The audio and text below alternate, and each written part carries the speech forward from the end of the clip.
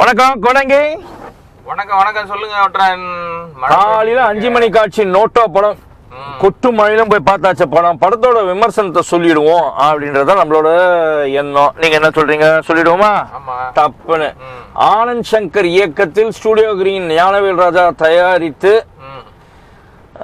விஜய் தேவரகோடா தமிழ் தெலுங்கு ஆகிய 2 படங்களில் நடித்திருக்கும் படம் தான் நோட்டா. தமிழ்ல வந்து அவர் அறிமுக நாயகனா வராரு இதுல. ஓகேங்களா? சரி, படம் என்ன அப்படின்னு பாத்தீங்கன்னா, படம் வந்து ஒரு பொலிட்டிக்கல் பேஸ்ட் பிலிம். அதாவது வந்து இட்ஸ் பொலிட்டிக்கல் சட்டையர்னு சொல்லலாம். அதாவது தமிழக அரசியல் எல்லா அரசியலும் கலந்துருக்காங்க. இப்ப தமிழ்நாட்டில் நடக்கிற மாதிரி காமிக்கிறாங்க. ஆனா வெவ்வேறு மாநிலத்தில் இருக்கிற அரசியல் காட்சிகள்லாம் வந்து இதுல வந்து ஏற்கனவே பார்த்து அவங்க வந்து ரசிச்ச காட்சிகள் படமாக்கப்பட்டிருக்கு. இந்த லெஃப்ட்ல டீ கடை எடுத்துக்கு ஒரு டீ வாங்கிக்கலாம். முன்னால போங்க, அப்படியே டீ கடை.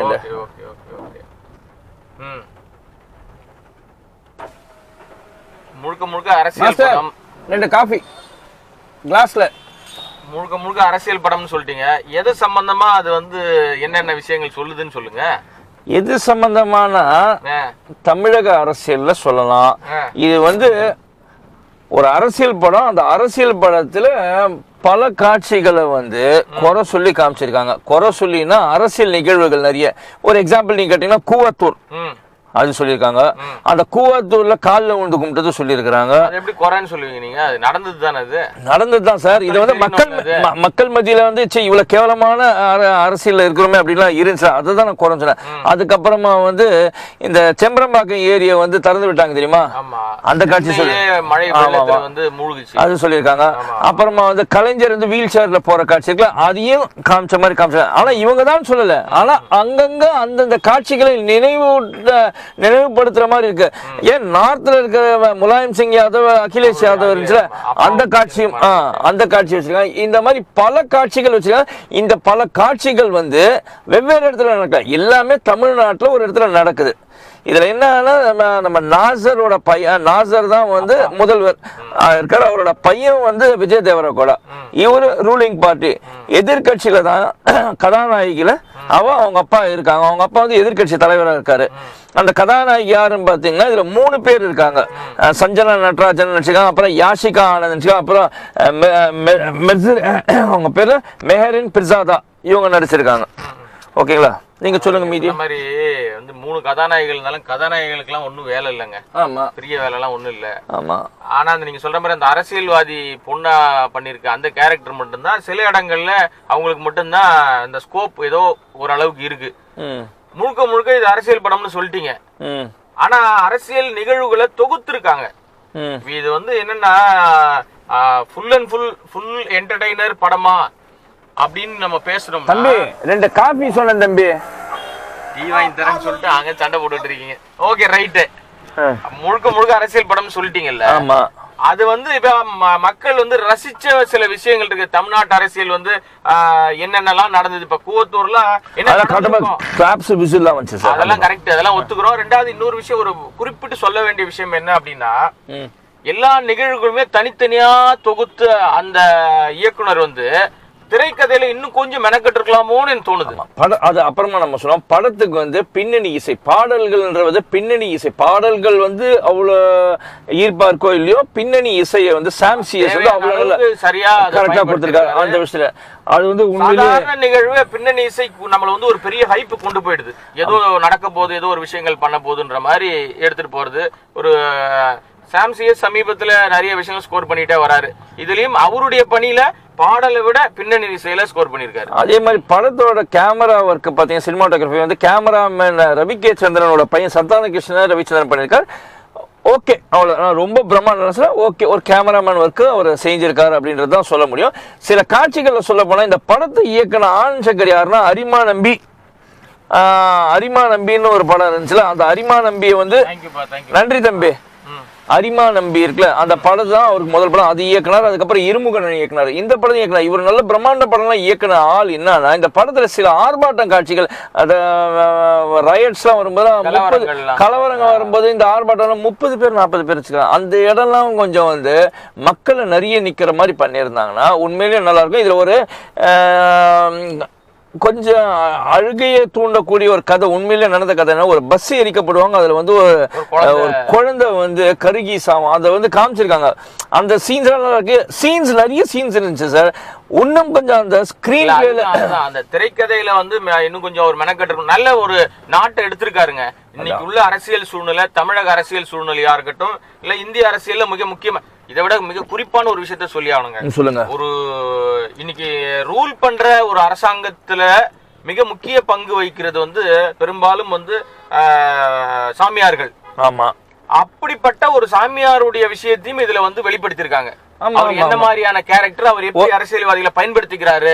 அதாவது ஒரு தமிழ்நாட்டுல ஒரு சாமியார் காட்டை அழிச்சாருனாரு, இதுல வந்து இந்த சாமியார் வந்து ஏரியெல்லாம் அழிச்சாருன்ற மாதிரி காமிச்சிருக்காங்க. நம்ம குறிப்பிட்டு சொல்லல, தைரியம் வந்து நிச்சயமா அந்த நம்ம இயக்குனருக்கு வந்து ஒரு பாராட்டு தெரிவிக்கணும். அந்த தைரியமா இன்னைக்குள்ள சூழ்நிலையில, இன்னைக்குள்ள அரசாங்க சூழ்நிலையில இப்படி ஒரு விஷயத்த சொல்றதுன்றது. ஏன்னா இன்னைக்கு வந்து ஒரு சாமியாரே ஒரு மாநிலத்தை முதல்வரா இருந்து ஆட்சி பண்ணிட்டு இருக்காரு. அந்த பேரோட ஒத்து போகுது அந்த சாமியாருடைய பேர். அதை நீங்க கவனிச்சிங்களா?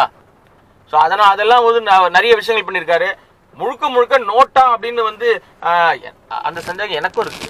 நோட்டா இருங்க, அதெல்லாம் நம்ம லாஸ்ட்ல சொல்லிடுவோம் சார். அப்புறம் இந்த படத்துல இருக்கிற 3 பேர் முக்கியமான ஆள், சத்யராஜ், நாசர், எம்எஸ் பாஸ்கர். எம்எஸ் பாஸ்கர் வந்து அந்த நாசர் கூட இருக்க, இவங்க 3 பேரை வந்து அவங்களுக்கு கொடுத்திருக்க கதாபாத்திரத்தை அவங்களா நடிச்சிருக்காங்க. அவ்வளவு இதுவா சொல்லலாம். ஏன்னா வந்து அவங்களோட நடிப்பை பாராட்டக்கூடிய அளவுக்கு வந்து நம்ம இல்ல. அவங்க வந்து அவங்களோட நடிப்பை, யதார்த்தமான நடிப்பை வந்து இதை யூஸ் பண்ணிருக்காங்க. ரொம்ப நாள், ரொம்ப வருஷத்து கனவா இருந்த சத்யராஜுடைய ஒரிஜினாலிட்டிய வந்து இதுல காமிச்சிருக்காங்க. மேக்கப்பே கிடையாது, எந்த விக்கு கிடையாது, எந்த விஷயம் சந்தோஷமாவே முகத்தை தடவி தடவி நடிச்ச நானுன்னு வந்து மகிழ்ச்சி அடைஞ்சாருல்ல. அதை இந்த படத்துல வந்து பார்த்து ரசிக்கலாம். அவருடைய மேனரிசம் எப்பவுமே ரசிக்கும்படியா தான் இருக்கும். இதுல வந்து ஒரு பத்திரிகையாளரா வராரு அவரு சத்யராஜ். அவரோட மகளும் இருக்காங்க, ஒரு மேகசின் ரன் பண்றாங்க அவங்க. அவரோட கேரக்டர் இதுல ஆக்சுவலா சொல்லணும், அந்த சஞ்சனா நடராஜன் இருக்குங்களா, அவங்க எதிர்கட்சி தலைவரோட பொண்ணா வந்திருக்காங்க. அவங்களுக்கு வந்து கொஞ்சம் டயலாக் ஸ்கோப்ஸ் வந்து அவங்களுக்கு கொஞ்சம் நல்லாவே இருக்கு. யாஷிகா ஆனந்தும் நல்லா பண்ணிருக்காங்க. அவங்க வந்து அப்படி தொடைய கிடையாது காமிச்சிட்டு அப்படியே ஒரு கிளாமர் சீன்ல கொஞ்சம் அதுதான் தோணும். இல்ல கிளாமர் ரசிகர்களுக்கு வேணுங்கிற விஷயத்தை தான் நீங்களா ரசிகரா தானே பாக்குறீங்க படத்தை. இதுல இன்னொரு விஷயம், நீங்க மத்த சொன்னீங்களோ அதெல்லாம் சொல்லுவாங்க. இன்னொரு விஷயத்தையும் வந்து முக்கியமான விஷயத்த சொல்லணுங்க. டீ சாப்பிடுங்க, காஃபி சாப்பிடுங்க. அதாவது என்னன்னா, ஒரு அரசியல்வாதிகள் வந்து நியாயமான வழியில எடுக்கிற பணத்தை தாண்டி வேற வகையில எடுக்கிற விஷயங்கள் எல்லாம் இங்க வச்சுக்கிறது இல்ல, வேற ஒரு இடத்துல வச்சிருக்காங்கன்றத அதையும் வந்து அவங்களுக்கு ஒரு 4 புரோக்கருங்க ஏஜென்ட்டுங்க இருக்கிறாங்க வெளிப்படுத்துறாரு. இவங்க சம்பாதிக்கிற காசு எவனோ அனுபவிச்சுட்டு இருக்கான், அவனுக்கு அது அவன் நம்ம கிட்ட வந்திருக்குன்னே தெரியலன்னு அதுல ஒரு வசனம் வச்சிருப்பாரு. இது வந்து நீ சொன்னதுனாலதான் நான் போய் அந்த நாட்டுல போய் பணத்தை போட்டேன், இல்லைன்னா மூட்டையில கட்டி வந்து நம்முடைய குடோன்ல கடந்திருக்கோம். இந்த மெசேஜஸ் நிறைய சொல்லிருக்காங்க இந்த படத்துல. சின்ன சின்ன விஷயங்களை வந்து இயக்குனர் வந்து அந்த கோர்வை கொஞ்சம் கம்மியா இருக்காது. அந்த அருமையான ஒரு விஷயத்தை எடுத்திருக்காரு. திரைக்கதையில இன்னும் ஒரு மெனக்கட்டு இருக்கணும் கட்டாயம், அது ஒரு விஷயம். ரெண்டாவது வந்து எனக்கு வந்து இந்த விஜய் தேவர்கொண்டா வந்து அறிமுக நாயகனா இருந்தா கூட அவர் வந்து ஏதோ வேறு மாநிலத்திலிருந்து வந்த மாதிரி தெரியல. தமிழுக்கு ஆப்டா இருக்காரு, சரியான தன்னை பயன்படுத்திக்கிட்டு அந்த பிளாட்ஃபார்ம் அவருடைய போர்ஷனை கரெக்டா யூஸ் பண்ணிக்கிட்டாரு. ஆனா அந்த சிஎம் அப்படின்னு ஒரு போர்ஷன்ல உட்காரும் போது அதுக்கான வெயிட்டேஜ் இன்னும் கொஞ்சம் கூடி இருக்கணும். வந்து கொஞ்சம் சில விஷயங்களை அதிகப்படுத்தி இருக்கணும். அந்த சில சைல்டிஷான காட்சிகள் எல்லாம் வந்து கொஞ்சம் நீக்கிட்டு கொஞ்சம் சீரியஸ்னஸ் காமிச்சிருந்தாங்கன்னா படம் கொஞ்சம் நல்லா இருந்திருக்கும். வேற ஏதோ 2-3 ஏதோ சொல்ல வந்து என்னன்னா, நம்ம நோட்டா அப்படின்னு வச்சிருக்காங்கல்ல, இந்த நோட்டா அப்படின்னாவே எல்லாரும் எதிர்பார்த்த ஒரு விஷயம். நோட்டானா என்ன, இன்னைக்கு சமீபத்தியதுதான் நோட்டாவை எல்லாருக்குமே தெரியுது. தேர்தல்ல என்ன நடக்கும், நோட்டானா என்ன அப்படின்னு. விஷயத்தை ஒச்சிடாதீங்க. அதுதான் அது வந்து இந்த இடத்துல இருக்கா அப்படின் போது பாக்குற ஆடியன்ஸ் போய் நிச்சயமா பார்த்து தெரிஞ்சுக்க போறாங்க. ஆமா, அந்த நோட்டான்றதுக்கான அர்த்தம் என்ன, அதுல இருக்கா அப்படின்றத ஆடியன்ஸ் போய் பார்க்க போறாங்க, தெரிஞ்சுக்க அதுல இயக்குனர் வந்து திரும்ப திரும்ப ஒரு விஷயங்கள் அவர் முன்னாடி அரிமா நம்பியா இருக்கட்டும், அதுக்கப்புறம் பண்ண படமா இருக்கட்டும், இந்த படமும் நிறைய நல்ல விஷயங்கள் எடுக்கிறாருங்க. அதுல வந்து மெனக்கிடுறாரு. ஆனா அது வந்து இன்னும் கொஞ்சம் பெட்டர் பண்ணா அடுத்த இடத்துல ஒரு போறதுக்கான நல்லா இருந்திருக்கும். ஒரு பெரிய ஓபனிங் நிச்சயமா அவருக்கு இருக்கும். ரைட்டா? ஓகே, வேற என்ன சொல்ல வேண்டியது இருக்கு? நல்ல மழையில கூட்டம். ஆனா கண்டிப்பா இந்த படத்தை பார்த்து மீம்ஸ் நிறைய போடுவாங்க. ஏன்னா வந்து இதுல கூவாத்தூர் கிவாத்தெல்லாம் போட்டுருக்கறனால அந்த சீனுக்கு ஏத்த மாதிரி மீம்ஸ் எல்லாம் வரும்போது கிளாஸ் பண்ணாங்க ஆடியன்ஸ். கூவாத்தூர் வரும்போது கிளாஸ் பண்ணாங்க. அந்த கார் டயர் குனிஞ்சு எல்லாம் கும்பிடு போடுற மாதிரி சீன்லாம் வருது இல்ல? ஆமா, அதெல்லாம் வரும்போதெல்லாம் கிளாப்ஸ் அள்ளிச்சு தியேட்டர்ல. அதெல்லாம் அப்போலோ ஹாஸ்பிடல் இங்க ஒரு ஹாஸ்பிடல் சீனே வச்சிருக்காங்க. ஆமா ஆமா, சிசிடிவி கேமரா வச்சிருக்காங்க. கேமரா ஃபுட்டேஜ் மறைச்சு போட்ட விஷயங்கள்ல இருந்து நிறைய விஷயத்த வெளிப்படையா காமிச்சாங்க. அதெல்லாம் வெளிப்படையா காமிச்சிருக்காங்க. அது வரைக்கும் அதை பாராட்டியே தீரணும். சரி, ஓகே, ரைட். படத்துக்கு வந்து நாங்க வந்து எங்களோட மதிப்பீட சொல்லலாம்னு இருக்கோம். ஒரு 2 நிமிஷம், ஒரு 2 செகண்ட் இருந்தீங்கன்னா சொல்லணும். ஓகே, சரி, ஓகே. இந்த ஒற்றந்துறை கோடாங்கி ஆகிய நாங்க இருவரும் சேர்ந்து நோட்டோ திரைப்படத்திற்கு கொடுக்கக்கூடிய மதிப்பீடு என்ன அப்படின்னு பார்த்தீங்கன்னா 3 out of 5, அதாவது 5க்கு 3 அப்படின்னு சொல்லலாம். ஓகேங்களா? சரி, படம் நல்லா இருக்கு, கண்டிப்பாக தியேட்டர்ல போய் பாருங்க அப்படின்னு சொல்லி உங்களிடமிருந்து விடைபெறுவது உங்களுடைய ஒற்றந்துறை. நன்றி, வணக்கம். இந்த வீடியோ உங்களுக்கு பிடிக்கும், பாருங்க, லைக் பண்ணுங்க, ஷேர் பண்ணுங்க, சப்ஸ்கிரைப் பண்ணுங்க ஃபாஸ்ட் மெசஞ்சர் யூடியூப் சேனல். குறிப்பா கமெண்ட் பண்ணுங்க. அதை விட குறிப்பா படத்தை தியேட்டர்ல போய் பாருங்க. நன்றி, உங்கள் கோடங்கி.